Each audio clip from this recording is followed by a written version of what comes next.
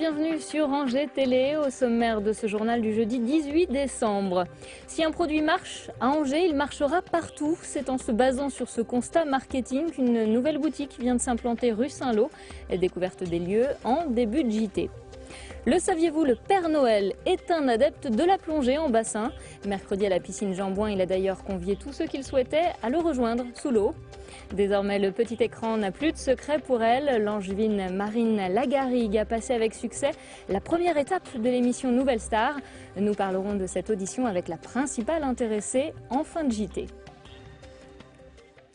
Mais avant de développer ces titres, sachez que l'État s'apprête à signer un très gros chèque en faveur d'Angers-Loire Métropole.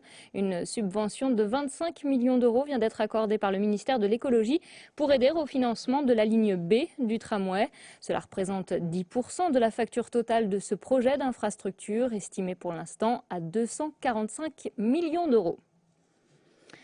Retour à présent sur la nouvelle mobilisation des éducateurs de rue ce jeudi après-midi devant les grilles du Conseil général. Une trentaine de postes seraient menacés par le désengagement financier de l'institution départementale. De 2 millions, le budget alloué à cette mission de prévention passerait à 1 million en 2015. Christian Gillet invite les municipalités qui bénéficient des services de ces éducateurs à mettre la main à la poche. Une solution qui ne semble pas forcément viable pour les principaux concernés. On est quand même dans un contexte socio-économique difficile. Sur les quartiers populaires sur lesquels on intervient, il y a un certain nombre d'indicateurs socio-économiques qui sont aussi inquiétants. C'est là où on a le plus fort taux de chômage, c'est là où on a un niveau de diplôme qui est le plus bas. Et en termes d'insertion, d'intégration, de socialisation pour ces jeunes, qui est-ce qui va faire le travail? Qui est-ce qui va accompagner ces jeunes? Qui est-ce qui va accompagner ces jeunes dans le cadre pour les soutenir dans le cadre de la scolarité? Qui est-ce qui va accompagner les familles qui ont un quotidien qui n'est pas simple à gérer, alors là, elles ont un certain nombre d'enfants, quand elles ont besoin d'écoute, de soutien, et nous qui avons un lien de proximité, un lien de confiance avec ces familles et avec ces jeunes, qui est-ce qui va faire le travail qu'on fait et qui malheureusement, nous sommes aujourd'hui les seuls à pouvoir faire. Plus de 300 élus communaux étaient réunis ce mercredi à l'espace Longuenay du Plessis-Massé pour une séance de remise à niveau sur les grands dossiers en cours au sein de l'agglomération. Une réunion qui prenait tout son sens cette année puisque près de 40% des élus des 33 villes de l'agglomération ont été désignés pour la première fois en mars dernier et tous ne siègent pas à Angers-Loire Métropole. Il a notamment été question de la seconde ligne de tramway à Angers, de la situation juridique de Biopôle et des finances de l'agglomération. C'est un magasin pilote qui vient de s'implanter à Angers avant peut-être un développement au national. Alepia a ouvert ses portes le 13 décembre dernier, rue Saint-Lô, avec pour objectif de sauvegarder le savoir-faire des maîtres savonniers d'Alep, menacés de disparition. Plus d'explications dans ce reportage de Thierry Lardeux et Fabrice Gadon.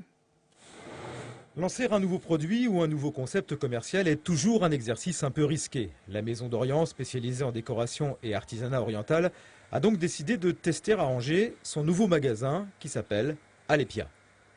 Celui-ci est spécialisé dans la vente de produits cosmétiques fabriqués à partir du fameux savon d'Alep en Syrie. Et selon les spécialistes du marketing, 3 villes de France, Angers, Mulhouse et Dijon, présentent les caractéristiques idéales pour un essai grandeur nature. Angers est considéré comme une ville test. Et on dit que si on réussit à Angers, on réussit partout. Donc voilà, c'est la priorité d'aller dans une ville test. C'est une ville sympathique, c'est une ville où on voulait absolument des rues piétonnes. On a obtenu le magasin rue Saint-Lô et ça a été vraiment une opportunité qu'on a saisie tout de suite. Voilà. Et pour mettre toutes les chances de son côté, la Maison d'Orient a fait venir spécialement de Syrie Hassan Arasti, un maître savonnier qui va diriger une usine de fabrication implantée en région parisienne qui démarrera sa production dès le mois de janvier prochain. La Maison d'Orient a décidé d'ouvrir une fabrique 100% artisanale avec les envies et les besoins du maître savonnier, c'est-à-dire des chaudrons à l'ancienne, exactement à la mesure de ce qu'il souhaitait. Son cahier des charges était très exigeant parce qu'il a une façon particulière de créer son savon d'Alep dans un type de chaudron particulier. Si le concept Alepia est validé à Angers, d'autres ouvertures de boutiques sont prévues à Nantes, Toulouse, Limoges et même par la suite jusqu'en Pologne.